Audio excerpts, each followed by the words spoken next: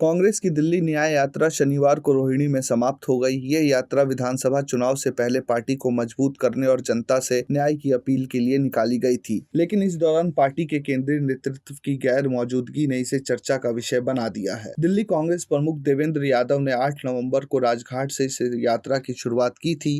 पहले दिन यात्रा में कांग्रेस के राष्ट्रीय कोषाध्यक्ष और राज्यसभा सांसद अजय माकन, हिमाचल प्रदेश के मुख्यमंत्री सुखविंदर सिंह सुक्खू और दिल्ली के पूर्व प्रदेश अध्यक्ष सुभाष चोपड़ा और अनिल चौधरी जैसे नेताओं ने हिस्सा लिया। दूसरे चरण में कांग्रेस महासचिव रणदीप सुरजेवाला और बादली विधानसभा क्षेत्र में राजस्थान के पूर्व उप मुख्यमंत्री सचिन पायलट, पंजाब कांग्रेस अध्यक्ष अमरिंदर सिंह राजा वडिंग और एआईसीसी सचिव काजी निजामुद्दीन ने यात्रा में शामिल होकर पार्टी कार्यकर्ताओं का हौसला बढ़ाया। हालांकि पार्टी के केंद्रीय नेतृत्व ने यात्रा में हिस्सा नहीं लिया। एक वरिष्ठ नेता ने बताया कि कुछ राज्यों में चुनाव और संसद सत्र के कारण केंद्रीय नेता व्यस्त थे। राहुल गांधी को संसद में विपक्ष के नेता के तौर पर महत्वपूर्ण मुद्दों पर चर्चा में भाग लेना पड़ा। साथ ही वायनाड उपचुनाव और झारखंड तथा महाराष्ट्र के विधानसभा चुनाव में प्रचार की वजह से नेता यात्रा में शामिल नहीं हो सके। इस यात्रा के दौरान यादव और अन्य नेताओं ने कैंपों में रात बिताई और दिल्ली के सभी 70 विधानसभा क्षेत्रों को कवर किया। यात्रा का उद्देश्य लोगों को न्याय दिलाने और कांग्रेस की मजबूत वापसी का संदेश देना था। दिल्ली में कांग्रेस 1998 से 2013 तक सत्ता में रही, लेकिन 2015 और 2020 के चुनाव में उसे हार का सामना करना पड़ा। फरवरी में होने वाले चुनाव से पहले ये यात्रा पार्टी के लिए नई ऊर्जा का माध्यम मानी जा रही है। राहुल गांधी ने भी इससे पहले पूरे देश में भारत जोड़ो और भारत न्याय यात्रा निकाली। उसका कितना